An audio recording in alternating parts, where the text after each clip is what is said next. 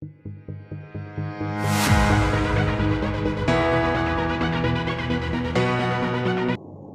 Students, I hope आप सबने मेरी पिछली वीडियोस देख ली होंगी डिमांड चैप्टर पे। And this is the last video on chapter demand. So let's quickly start our video और अपना टॉपिक जल्दी से डिस्कस करते हैं और इसे ख़त्म करते हैं। आज हम जो टॉपिक्स कवर करने वाले हैं वो है movement along a demand curve, shifts in demand. Third topic is gross price effect, जो कि रिलेटेड गुड्स, जो कि मैं आपको इतने सारे वीडियो से बोलती आ रही हूँ कि हम कुछ ग्राफ्स डिस्कस करेंगे, वो इसमें है। और दो जो लास्ट वाला टॉपिक है relationship between income and demand, इसमें हमारा एक ग्राफ बनेगा। ओके, तो ये दोनों तो आप मार्क कर लीजिए, third and fourth very very important. Law of demand से भी ज्यादा इंपॉर्टेंट है ये, बिकॉज इनके आने के चांसेस सबसे ज्यादा होते हैं। तो ये तो आप दोनों ही वेरी इंपॉर्टेंट मार्क कर लीजिए। नेक्स्ट, चलिए स्टार्ट करते हैं हमारे फर्स्ट टॉपिक से, जो कि है movement along a demand curve. अच्छा, movement along a demand curve अब कैसे होगा, मतलब क्या हुआ इसका? मेरा एक डिमांड कर्व मैंने बनाया, ठीक है। वर्ड के मतलब से समझते हैं। Movement along a demand curve मतलब इसी डिमांड कर्व के अलोंग हम मूव करेंगे, ठीक है। तो अब एक चीज आपको मैंने बताई थी कि ये डिमांड कर्व कब बनता है, जब बाकी सारी चीजें, अदर थिंग्स रिमेन कांस्टेंट और हमारा प्राइस यहाँ पे सिर्फ एक्टिव होगा। तो लेट्स से मैंने ले लिया 1 तो 5 तो 1। Are you able to understand?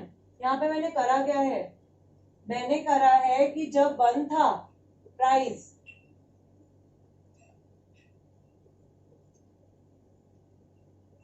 जब हमारा 1 था प्राइस तो हमारी जब हमारा 1 था प्राइस तो हमारी डिमांड कितनी थी? हमारी थी 5, यहाँ पे थी ऑलमोस्ट, क्या बोलते हैं, 5 थी हमारी डिमांड। और वहीं पे अगर हम देखें कि हमारी डिमांड 5 पर कितनी थी, तो यहाँ पर हम देख सकते हैं, यहाँ पे ऑलमोस्ट, यहाँ पे 5 ले लो और यहाँ पे 5 ले लो। तो यहाँ पे थी हमारी डिमांड, तो मैं यहाँ पे ड्रॉ कर सकती हूँ इसे। अब क्या हुआ, हमारा 5 हो गया प्राइस। प्राइस जब हमारा 5 हो गया, दैट मीन्स प्राइस इंक्रीज हुआ है, तो क्वांटिटी क्या होगी? डिक्रीज होगी, ठीक है। तो डिक्रीज, तो यहाँ पे क्या हुआ है, हमारी यहाँ पे डिक्रीज हुआ है क्वांटिटी, तो दैट मीन्स कॉन्ट्रैक्ट हुआ है हमारा, मतलब हमारी जो डिमांड है वो डिक्रीज हुई है, तो it is a downward sloping. Is it clear कि ये डाउनवर्ड स्लोपिंग हो गया? ठीक है, कि हमारा जो डिमांड है वो हमारा यहाँ पे क्वांटिटी डिमांडेड। अगेन एक बहुत इंपॉर्टेंट चीज इसमें आती है कि मूवमेंट अलोंग डिमांड कर्व के केस में हमेशा वर्ड आप लोग यूज करेंगे क्वांटिटी डिमांडेड, ठीक है। और जब भी शिफ्ट्स इन डिमांड का केस आएगा उस केस में आप वर्ड यूज करेंगे डिमांड। मैंने सबसे पहले वीडियो में आप लोगों को ये बताया था that there is a difference between the quantity demanded and demand. तो यहाँ पे वही चीज अब यहाँ पे आपको बहुत ही जूम करके दिखाई देगी कि movement along a demand curve में आप लोग सिर्फ क्वांटिटी डिमांडेड लिखोगे। अगर बाय चांस आपने गलती से भी डिमांड वर्ड लिख दिया, वहीं पे क्रॉस लग जाएगा। तो यहाँ पे क्या हुआ, ये मूवमेंट हुई। अब यहीं पे मैं सीधा बोल देती कि इसका सपोज करो आपका क्या बोलते हैं हो गया 0.5 हो गया आपका प्राइस, तो दैट मीन 6 हो गए यूनिट्स, ठीक है। तो हमारा क्या हुआ, हमारा एक्सपैंड हुआ, समझ रहे हो, हमारी ये चीज क्या हुई है, एक्सपैंड हुई है। यहाँ पे क्या हो रहा था, हमारा ऊपर की तरफ जा रहा था, कॉन्ट्रैक्ट हो रहा था। यहाँ पे क्या होगा, दूसरे वाले इस केस में क्या हो रहा है, एक्सपैंड हो रहा है।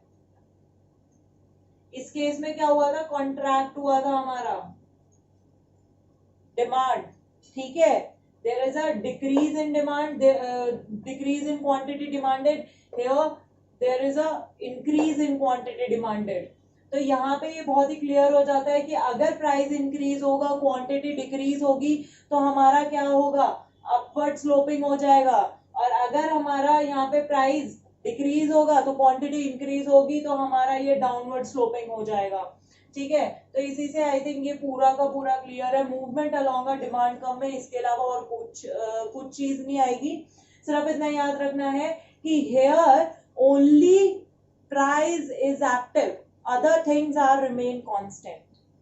ठीक है, तो इस केस में अब हम यहाँ पे बहुत क्लियर हो गया है कि यहाँ पे सिर्फ प्राइस एक्टिव है। चलो भाई, प्राइस इतनी देर से हम एक्टिव करते आ रहे हैं, लॉ ऑफ डिमांड में भी हमने प्राइस एक्टिव बोल दिया, कभी तो बाकी सारे डिटर्मिनेंट्स को भी मौका मिलना चाहिए ना।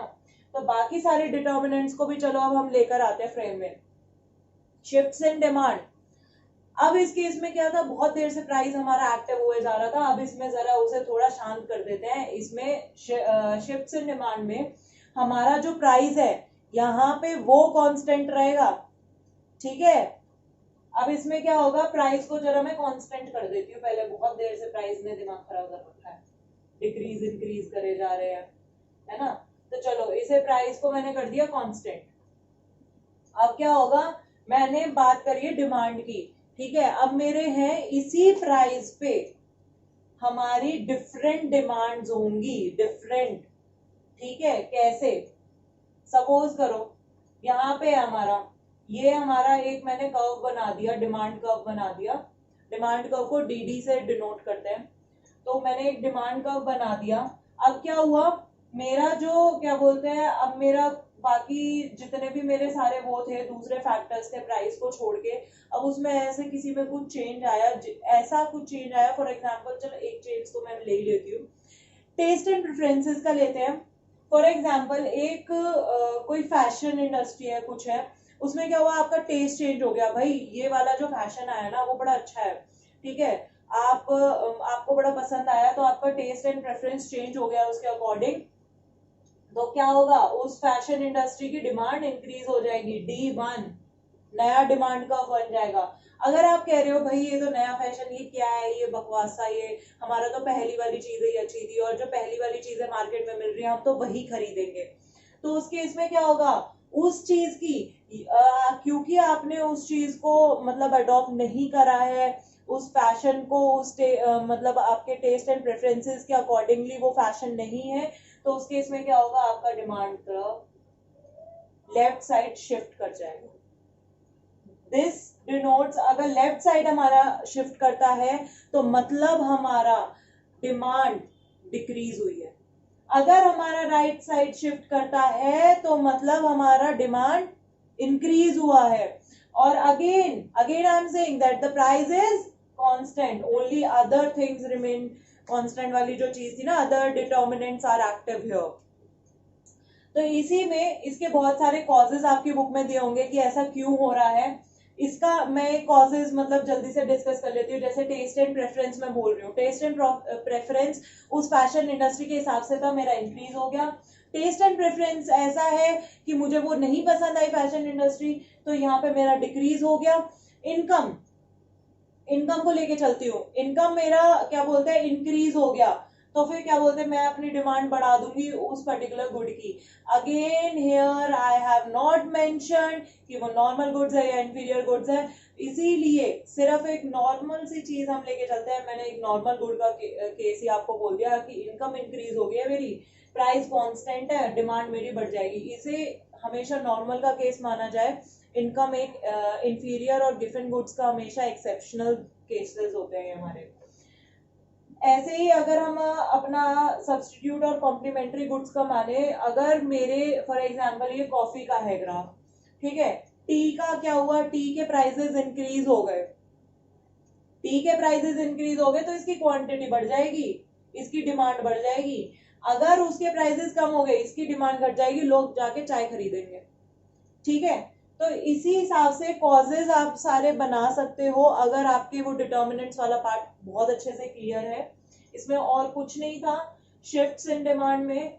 नेक्स्ट हमारा जो टॉपिक आ रहा है वो है क्रॉस प्राइस इफेक्ट, जो की चीज मैंने अभी डिस्कस करी रिलेटेड सब्स्टिट्यूट और कॉम्प्लीमेंट्री की, वही थोड़ा डिटेल में डिस्कस करते हैं।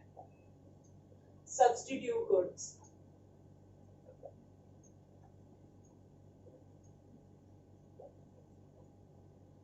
रिलेटेड गुड्स तो पता है ना, सब्स्टिट्यूट गुड्स और कॉम्प्लीमेंट्री गुड्स होते हैं, ठीक है।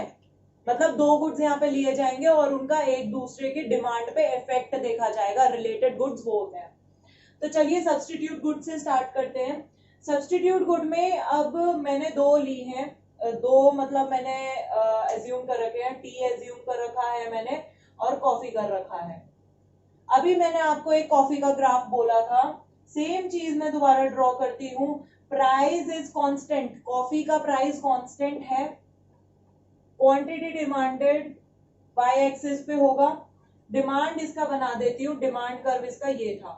अब क्या हुआ, टी के जो है, टी के प्राइसेस इंक्रीज हो गए, भाई कॉफी वालों के, कॉफी की कंपनी वालों के मजे आ गए कि टी के प्राइसेस इंक्रीज हो गए, अब आके लोग कॉफी खरीदेंगे, तो कॉफी की क्या होगी, डिमांड इंक्रीज हो जाएगी। वहीं पे क्या करा उन्होंने, चालूपंथी दिखा दी, उन्होंने करा कि टी के प्राइसेस हम तो भाई डिक्रीज करेंगे, ठीक है, तो उससे क्या होगा, कॉफी वालों को होगा नुकसान, उसकी डिक्रीज हो जाएगी। इस ग्राफ को अच्छे से ध्यान में रखना, यही ग्राफ आपको पेपर में बनाना है। ज्यादातर बुक्स में ऐसा है कि आपको ये दो पार्ट्स में दिया हुआ है, कि एक पार्ट में आपको सिर्फ बताया हुआ है कि ये इंक्रीज हो रहा है डिमांड, एक पार्ट में बोला है कि ये सिर्फ डिक्रीज हो रहा है। तो ट्राई करना कि जिस तरीके से भी आपके टीचर्स बोले उस हिसाब से बनाना, और दो पार्ट्स में आप मतलब दोनों को अलग अलग तोड़ के बनाओगे, एग्जाम्पल्स के साथ उसे एक्सप्लेन करोगे, थोड़ा आंसर लंबा भी होगा, प्लस क्लैरिटी थोड़ा टीचर को ज्यादा मिलेगी कि आपने अच्छे से उसे एक्सप्लेन करा है। Rather you explain everything in just one graph, ठीक है, एक ग्राफ में भी करोगे तो भी गलत नहीं है, बट थोड़ा सा एक्सप्लेनेशन उसका शॉर्ट हो जाता है, प्लस थोड़ा सा आप भी कंफ्यूज हो सकते हो, इसलिए दो पार्ट्स में बनाए इसे, ज्यादा बेटर रहेगा। मैंने एक ही में एक्सप्लेन करा है। नेक्स्ट हमारा इसी में मैं ले लेती हूँ कॉम्प्लीमेंट्री गुड्स, ठीक है, कॉम्प्लीमेंट्री गुड्स भी मैं आपको पहले बता चुकी हूँ कि कॉम्प्लीमेंट्री गुड्स क्या होते हैं।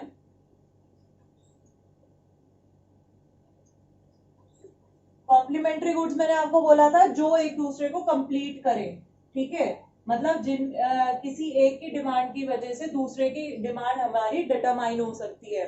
मैंने किसका एग्जांपल लिया था कॉम्प्लीमेंट्री गुड्स में, इंक और पेन का, ठीक है, इंक एंड पेन का मैंने एग्जांपल लिया था, चलो फिर से इसी का एग्जांपल ले लेते हैं। ये पेन के लिए मैंने ग्राफ बनाया, मैं पेन का डिमांड कर्व देख रही हूँ, पेन का डिमांड कर्व मैंने ये बना दिया डी, ठीक है, डिमांड कर्व मेरे को पता चल रहा है पेन का। अब क्या हुआ है कि इंक के जो है प्राइजेस इंक्रीज हो गए हैं, समझ रहे हो, इंक के जो प्राइजेस हैं वो इंक्रीज हो गया, उसकी डिमांड कम हो गई है, इंक के प्राइसेस इंक्रीज होने की वजह से उसकी डिमांड कम हुई है। अगर उसकी डिमांड कम हो गई तो दैट मींस इसकी डिमांड भी कम हो जाएगी पेन की, भाई पेन बिना इंक के कैसे चल जाएगा, ठीक है, तो इनकी प्राइस अगर इंक्रीज हुई है तो इसका भी डिमांड कम होगा इंक की तरह ही। अगर इंक की डिमांड इंक्रीज होती है तो इसकी डिमांड भी इंक्रीज हो जाएगी। ये चीज हमेशा याद रखना कि इंक्रीज होगा तो राइट साइड शिफ्ट होगा, और अगर क्या बोलते हैं डिक्रीज होगा तो लेफ्ट वर्ड शिफ्ट होगा। ऐसा मत कर देना कभी इसे लेफ्ट कर दो इसे राइट कर दो, राइट में इंक्रीज हो रहा है लेफ्ट में डिक्रीज हो रहा है, वो चीज ग्राफ में बना के भी देख सकते हो, वो प्रूव हो जाएगी कि लेफ्ट में डिक्रीज ही होता है, ठीक है। तो इसमें सिर्फ इतना ही था रिलेटेड गुड्स में हमारे सब्स्टिट्यूट और कॉम्प्लीमेंट्री गुड्स। अगला लेते हैं हमारा, और हाँ इसे जब भी पेपर में लिखो, एग्जाम में लिखो या नोट्स में लिखो, ग्राफ दो अलग अलग बनाना, एक्सप्लेन करना और एग्जाम्पल के साथ जरूर देना, एग्जाम्पल के साथ इंक्रीज डिक्रीज दोनों तरीके मतलब पूरा एक्सप्लेन करना। नेक्स्ट है relationship between income and demand. अब मतलब केस आ गया हमारे नॉर्मल गुड्स और इंफीरियर गुड्स के। अब नॉर्मल गुड्स में क्या होता है, नॉर्मल गुड्स का मैंने आपको बताया था कि अगर इनकम इंक्रीज हो रही है ना तो मतलब हमारा वहां पे उस नॉर्मल गुड की डिमांड भी इंक्रीज होगी, ठीक है। और अगर वहां पे मैंने बोला था इंफीरियर के लिए क्या बोला था, अगर इनकम इंक्रीज होगी तो उसकी डिमांड डिक्रीज होगी। भाई जब इनकम तुम्हारी अच्छी खासी बढ़ रही है तो तुम बेकार चीज क्यों यूज करोगे, तुम भी अच्छी चीज यूज करोगे। इसीलिए इंफीरियर गुड्स एंड इनकम के बीच में इनवर्स रिलेशनशिप होता है, और नॉर्मल गुड्स और इनकम के बीच में हमेशा पॉजिटिव रिलेशनशिप होता है। चलो नॉर्मल गुड्स का हम इसमें देख लेते हैं। अगेन प्राइस को कांस्टेंट करना है, प्राइस को हमने यहाँ पे कांस्टेंट कर दिया है, डिमांड कर्व इसका मैंने बना दिया। आफ्टर दैट नॉर्मल गुड्स में अब क्या करना है, नॉर्मल गुड्स का मैंने बोला कि इनकम जो है, इनकम इसकी इंक्रीज हो रही है, कंज्यूमर की इनकम उसकी इंक्रीज हो रही है, तो क्या होगा, डिमांड का राइटवर्ड शिफ्ट होगा, मतलब हमारी डिमांड बढ़ गई नॉर्मल गुड्स की। नेक्स्ट, अगर हमारा बोला जा रहा है इनकम हमारी कम हुई है, इनकम कम हुई है, तो भैया हमारे पास पैसे नहीं है, फिर तो कम कर दो इन्हें, डिमांड इसकी क्या होगी, नॉर्मल गुड्स की कम हो जाएगी, डिमांड इसकी कम हो जाएगी नॉर्मल गुड्स की। ओके, ये हमारा हो गया नॉर्मल गुड्स का। अब इसी में मैं केस कर देती हूँ इंफीरियर गुड्स का। इंफीरियर गुड्स का केस यहाँ पे अगर मैं बोलूं, सेम चीज वही मैं अपना यहाँ पे रेफर कर सकती हूँ, इंफीरियर गुड्स। अब इंफीरियर गुड्स के केस में क्या होगा, इंफीरियर गुड्स के केस में ये होगा कि इनकम तुम्हारी बढ़ी, इनकम बढ़ी है, ठीक है, इनकम बढ़ेगी, तो यहाँ पे हम क्या करेंगे, हमारा डिमांड डिक्रीज होगा, ठीक है। तो ये हो गया इसका, ये हो गया इंफीरियर गुड्स का केस, D1 इसे मानेंगे। अगर तुम्हारी इनकम अगर तुम्हारी डिक्रीज हुई है तो इसकी डिमांड क्या होगी, बढ़ेगी, ठीक है। इस केस में क्या था, इनकम कम हुई है, इस केस में क्या था, इनकम बढ़ी है। तो ये हमेशा याद रखना कि इनवर्स और पॉजिटिव रिलेशनशिप किसके बीच में होता है। ये कॉन्सेप्ट अगर क्लियर हो गया ना, सिर्फ एक चीज याद रखना कि नॉर्मल गुड्स और इंफीरियर गुड्स का अगर तुम्हें कॉन्सेप्ट पता है, ये इजीली तुम ड्रॉ कर सकते हो, इसमें कोई रट्टा मारने वाली चीज नहीं है। अगेन इस केस के लिए भी, नॉर्मल और इंफीरियर के केस में भी आई विल सजेस्ट कि क्या बोलते हैं आप दो अलग अलग ग्राफ्स बनाओ, दोनों को एक्सप्लेन करो विद एग्जांपल्स। और एग्जांपल ज्यादातर आप इंफीरियर गुड्स का बाजरा का एग्जांपल दे सकते हो, नॉर्मल गुड्स के केस में आप व्हीट का एग्जांपल दे सकते हो। So with this we are over with our chapter demand. इसके अलावा यही दो मतलब हमारे थे जिसमें आप ग्राफ्स वगैरह एक्सपेक्ट कर सकते हो। इसके बाद आई थिंक कुछ बुक्स में टेस्ट एंड प्रेफरेंसेस का भी दिया हुआ है, टेस्ट एंड प्रेफरेंसेस का भी इसी तरीके से आपका बन जाएगा, ठीक है, जो कि मैं पहले भी डिस्कस कर चुकी हूँ टेस्ट एंड प्रेफरेंसेस का। उसके अलावा ज्यादा तो आप कोई एक्सपेक्ट नहीं कर सकते हो, ये दोनों इंपॉर्टेंट है पूरे चैप्टर में, सबसे अच्छे तरीके से ये कर लेना। और पहले का चैप्टर भी यार वैसे पढ़ा होना जरूरी है, क्योंकि नहीं तो ये भी नहीं समझ आएगा।